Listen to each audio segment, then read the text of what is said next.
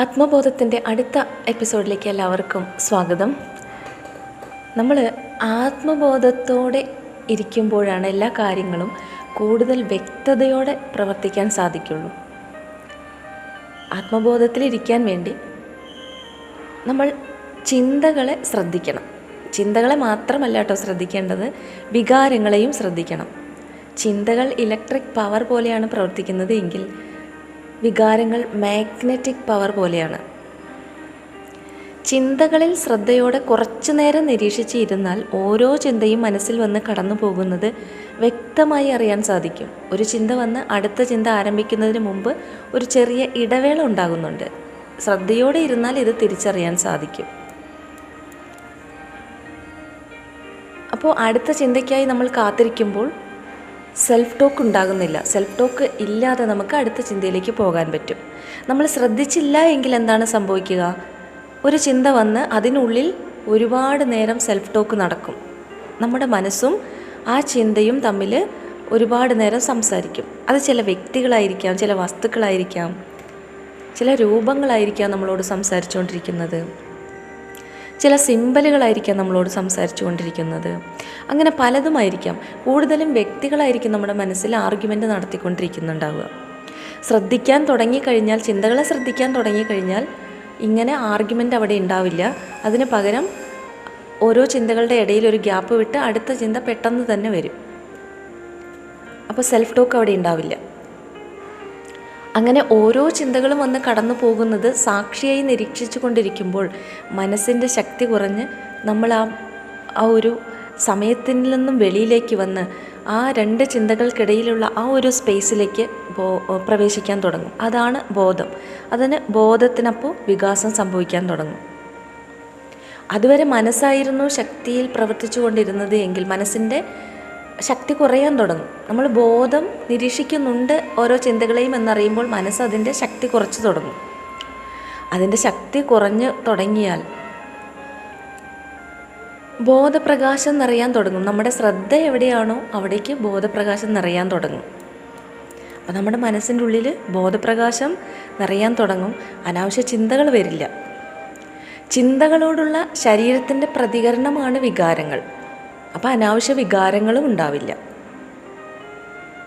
ഒരേ ചിന്ത ആവർത്തിച്ച് ചിന്തിക്കുമ്പോൾ ശരീരത്തിൻ്റെ പ്രതികരണമാണ് വികാരങ്ങൾ. അപ്പോൾ ആവർത്തിച്ച് ചിന്തിക്കുന്നില്ല എന്നുണ്ടാവുമ്പോൾ അവിടെ അനാവശ്യ വികാരങ്ങളും ഉണ്ടാകുന്നില്ല. ആത്മാവിൻ്റെ ഭാഷ സൈലൻ്റാണ്. അതൊരു സാക്ഷിഭാവത്തിൽ മാത്രമേ നിൽക്കുള്ളൂ. പക്ഷെ അത് സമയത്തിന് വെളിയിൽ നിൽക്കുന്നത് കൊണ്ട് ആത്മബോധത്തിലേക്ക് മനസ്സെത്തുമ്പോൾ ഇൻഡ്യൂഷനായി നമ്മളിലേക്ക് പല അറിവുകളും എത്തിത്തുടങ്ങും. അത് ചിലപ്പോൾ അതിസൂക്ഷ്മ തലത്തിലുള്ള എനർജികളുമായി ബന്ധപ്പെട്ട കാര്യങ്ങളായിരിക്കും, അറിവുകളായിരിക്കും. പരമോന്നത ബോധം സാക്ഷിയായി ഉണരുമ്പോൾ ഏതൊരു വ്യക്തിയുടെയും മസ്തിഷ്കത്തിൻ്റെ ചിന്താരീതികളുടെ പാറ്റേണുകളിൽ മാറ്റം സംഭവിക്കും.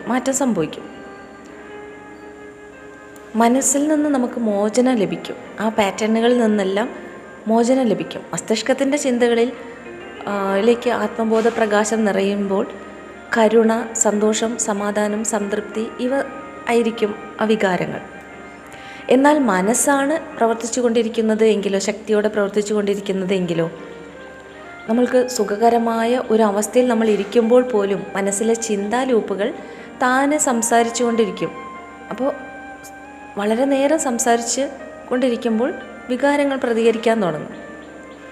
അപ്പോൾ സ്വയം വിമർശനങ്ങൾ ഉണ്ടാവും, മനോഭാവങ്ങൾ ഉണ്ടാവും, ഭയം, ദുഃഖം, കോപം, ആകാംക്ഷ, ഏകാന്തത, അസൂയ, ടെൻഷൻ തുടങ്ങിയ അനേക നെഗറ്റീവ് വികാരങ്ങളും ഉണ്ടാകാൻ തുടങ്ങും. ശരീരം പ്രതികരിക്കുന്നതാണ് ഈ ചിന്തകളോട്. ഈ നെഗറ്റീവ് വികാരങ്ങളെയും വഹിച്ചുകൊണ്ട് മനസ്സിന് എങ്ങനെയാണ് എല്ലാ കാര്യങ്ങളും ശരിയായി പ്രവർത്തിക്കാൻ പറ്റുക? നമ്മുടെ പുറത്ത് നിൽക്കുന്ന ഒരാൾ അറിയുന്ന പോലും ഉണ്ടാവില്ല നമ്മുടെ മനസ്സിൽ ഇത്തരം വികാരങ്ങൾ നടക്കുന്നതും ഇത്തരം ചിന്തകൾ സെൽഫ് ടോക്ക് നടത്തുന്നതും. നമ്മളുടെ പുറത്ത് നിന്ന് നമ്മളെ കാണുന്ന ഒരു വ്യക്തി അറിയുന്നേ ഇല്ല. പക്ഷെ നമ്മൾ അറിയുന്നുണ്ട്. അപ്പം നമ്മൾ എന്താവും? അസ്വസ്ഥരാവാൻ തുടങ്ങും. ഈ അസ്വസ്ഥതയിൽ ഇരുന്നു കൊണ്ട് നമുക്ക് എങ്ങനെയാണ് എല്ലാ കാര്യങ്ങളും സന്തോഷത്തോടെ സമാധാനത്തോടെ ചെയ്യാൻ പറ്റുക? മനസ്സിങ്ങനെ തന്നെയാണ് പ്രവർത്തിക്കുക. ഒരു ചാക്രിക ലൂപ്പ് പോലെയാണ് മനസ്സ് പ്രവർത്തിക്കുക. സമയത്തിൻ്റെ ഉള്ളിലാണ്. സമയം തന്നെ ഒരു ചാക്രികമാണ്. 12 മണി, 1 മണി, വീണ്ടും 6, 7 ടു 12, വീണ്ടും അത് 1 ടു അങ്ങനെ കറങ്ങിക്കൊണ്ടിരിക്കുന്ന ഒരു ലൂപ്പാണ് സമയം പോലും. ആ സമയം കറങ്ങിയാണ് ഡിസ്റ്റൻസ് ഉണ്ടാകുന്നത്, സ്പേസ് ഉണ്ടാകുന്നത്. മാസങ്ങളാവും സമയം, ദിവസങ്ങളാവും, ദിവസങ്ങൾ ആഴ്ചകളാവും, ആഴ്ചകൾ മാസങ്ങളാവും, മാസങ്ങൾ വർഷങ്ങളാവും. അങ്ങനെയാണ് സ്പേസ് ഉണ്ടാകുന്നത്. അപ്പോൾ ജീവിത സാഹചര്യം ഏതായാലും ആത്മസംതൃപ്തിയോടെ ഇരിക്കാൻ സാധിച്ചാൽ അത് തന്നെയാണ് ജ്ഞാനോദയം. അല്ലാതെ എല്ലാവർക്കും ഒരേപോലെ ജീവിത സാഹചര്യം കിട്ടിക്കൊള്ളണം എന്നില്ല. പല ജീവിത സാഹചര്യത്തിലാണ് എല്ലാവരും ജീവിക്കുന്നത്. പക്ഷേ അവിടെ നമുക്ക് സമാധാനത്തോടെ സന്തോഷത്തോടെ ഇരിക്കാൻ സാധിച്ചാൽ മാത്രമാണ് പൂർണ്ണമായ ഒരു സന്തോഷവും സമാധാനവും അനുഭവിച്ചുകൊണ്ട് നമുക്ക് ഈ ഭൂമിയിൽ ജീവിക്കാൻ സാധിക്കുള്ളൂ. ഇല്ല എങ്കിൽ നമ്മൾ എത്ര നല്ല ആ ഒരു സാഹചര്യത്തിൽ ജീവിച്ചാലും നമ്മുടെ മനസ്സ് അസ്വസ്ഥമാണെങ്കിൽ നമ്മൾക്ക് സന്തോഷവും സമാധാനവും അനുഭവിക്കാൻ സാധിക്കില്ല. അപ്പോൾ മനസ്സിലാണ് ഈ സന്തോഷവും സമാധാനവും എല്ലാം ഇരിക്കുന്നത്. ആ മനസ്സിലേക്ക്, ആത്മബോധത്തിൻ്റെ നിയന്ത്രണത്തിലേക്ക് മനസ്സിനെ കൊണ്ടുവന്നാൽ, മനസ്സടങ്ങി മനസ്സ് സ്വസ്ഥമായി ഇരിക്കുമ്പോൾ നമുക്കും ആ ഒരു സന്തോഷവും സമാധാനവും അനുഭവിച്ച് കാര്യങ്ങൾ വ്യക്തതയോടുകൂടി ചെയ്യാനും പ്രവർത്തിക്കാനും ഒക്കെ ഈ നിമിഷത്തിൽ ജീവിക്കാൻ പറ്റും. ഈ നിമിഷത്തിൽ നമ്മൾ പലപ്പോഴും ഇല്ല എന്നുള്ളതാണ് വാസ്തവം. ഈ നിമിഷത്തിൽ നമ്മൾ ഒരിക്കലും ഇല്ല. കാരണം ചിന്തകൾ നടന്നുകൊണ്ടിരിക്കുന്നത് കൊണ്ട് നമ്മൾ ഈ നിമിഷത്തിലെ കാര്യങ്ങൾ പലതും അറിയുന്നേ ഇല്ല. നമ്മൾ അനുഭവിക്കുന്ന ആ സുഖം, സന്തോഷം, സമാധാനം ഇതൊന്നും അറിയുന്ന പോലും ഉണ്ടാവില്ല പലപ്പോഴും. അപ്പോൾ ഈ നിമിഷത്തിൽ ജീവിക്കുക, ഈ നിമിഷമാണ് യഥാർത്ഥം. ഇന്നലെ കഴിഞ്ഞുപോയ ആ മരിച്ചുപോയ കാലം ഒന്നും യഥാർത്ഥമല്ല. അതൊക്കെ വെറും ഓർമ്മകളുടെ ഒരു ബണ്ടിലാണ്. അതേപോലെ വരാനിരിക്കുന്ന ഭാവിയെ തീരുമാനിക്കുന്നതും ഈ നിമിഷം തന്നെയാണ്. അപ്പോൾ ഈ നിമിഷത്തിൽ സന്തോഷമായി ഇരിക്കുമ്പോഴാണ് വരാനിരിക്കുന്ന ഭാവി പോലും നല്ല രീതിയിൽ പ്രവർത്തിക്കുള്ളൂ, നല്ല രീതിയിലായിത്തീരുള്ളൂ. അപ്പോൾ നമ്മൾ ഈ നിമിഷത്തിൽ ഇരിക്കുക എന്നുള്ളത് തന്നെയാണ്. ഈ നിമിഷം എന്ന് പറയുന്നത് സമയത്തിന് വെളിയിലാണ്, ആത്മബോധത്തിലാണ് അതിരിക്കുന്നത്.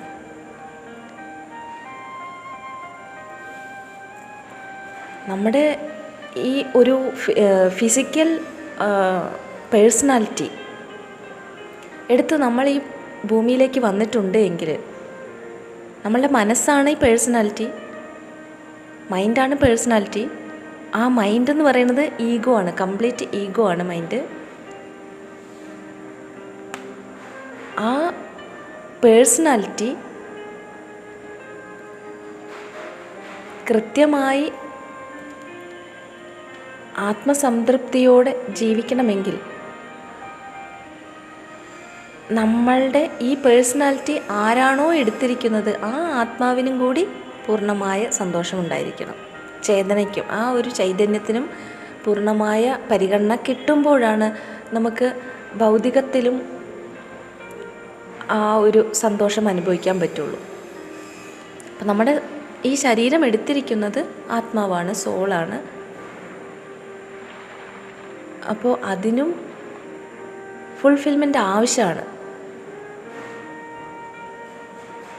നമ്മൾ ഭൗതികത്തിൽ മാത്രം ഇരിക്കുമ്പോൾ ആത്മാവ് ഈ ശരീരം എന്തിനാണോ എടുത്തത് എന്നുപോലും ഉള്ള ഒരു പ്രവർത്തിക്കാൻ അതിന് സാധിക്കുന്നില്ല. പിന്നെ നമ്മൾ എന്തിനാണ് ഈ ബോധത്തിൻ്റെ എക്സ്പാൻഷൻ, എന്തിനു വേണ്ടിയിട്ടാണ് ഇത് ചെയ്യുന്നത് എന്ന്. ഈ ഫിസിക്കൽ ഡയമെൻഷൻ എന്ന് പറയുന്നത് നമുക്കൊരു ടൈം പീരീഡ് ഉള്ളൂ, വളരെ ചെറിയ ടൈം പീരീഡിന് അവസാനിക്കുന്നതാണ് ഫിസിക്കൽ ഡയമെൻഷനിലുള്ള നമ്മുടെ ഈ ഒരു ശരീരം എന്ന് പറയുന്നത്. അപ്പോൾ ശരീരം വിട്ടു പോകുമ്പോഴും നമ്മുടെ ചേതന നിലനിൽക്കുന്നുണ്ട്. പക്ഷേ കോൺഷ്യസ്നെസ് ഇല്ല എങ്കിൽ, ബോധത്തിന് എക്സ്പാൻഷൻ ഇല്ല എങ്കിൽ, ശരീരം വിട്ടുപോയ ഒരു എനർജിക്ക് സ്വയം അതിന് ഒന്നും പ്രവർത്തിക്കാൻ സാധിക്കില്ല. അപ്പോൾ മറ്റുള്ള എനർജികളെ ഡിപ്പെൻഡ് ചെയ്യേണ്ടി വരുന്നുണ്ടാവും. ബോധത്തിൻ്റെ എക്സ്പാൻഷൻ സംഭവിച്ചിട്ടാണ് ഈ 3 ഡയമെൻഷനിൽ നിന്ന് മറ്റൊരു ഡയമെൻഷൻ തലത്തിലേക്ക് നമ്മൾ എത്തുന്നത് എങ്കിൽ നമ്മൾ കൂടുതൽ ഉയർന്ന ഡയമെൻഷനിലേക്ക് എത്താനും സാധിക്കും ആ എനർജി രൂപം, ആ ഒരു പ്രകാശ ശരീരത്തിന്. അതുപോലെ കോൺഷ്യസ്നസ്, ബോധത്തിൻ്റെ എക്സ്പാൻഷൻ ഉള്ളത് കൊണ്ട് തന്നെ നമുക്ക് അവിടെയും ആ ഒരു സാഹചര്യത്തിൽ പ്രവർത്തിക്കാൻ സാധിക്കും. പക്ഷേ ഈ ബോധത്തിൻ്റെ എക്സ്പാൻഷൻ ഇല്ലാതെയാണ് നമ്മൾ ഈ 3 ഡയമെൻഷണൽ തലത്തിൽ നിന്ന് മറ്റൊരു തലത്തിലേക്ക് കടക്കുന്നത് എങ്കിൽ നമുക്ക് മറ്റേതെങ്കിലും എനർജിയുടെ സപ്പോർട്ടോടു കൂടി മാത്രം പ്രവർത്തിക്കാൻ സാധിക്കുള്ളൂ. അപ്പോൾ ആരെങ്കിലും നമ്മൾക്ക് ഡിപ്പെൻഡ് ചെയ്യേണ്ടി വരുന്നു എന്നുള്ളതാണ് അവിടെ. അപ്പോൾ ബോധത്തിൻ്റെ എക്സ്പാൻഷൻ എന്നത് ആവശ്യമാണ്. അപ്പോൾ മറ്റൊരു എപ്പിസോഡിലൂടെ വീണ്ടും കാണാം. Thank you.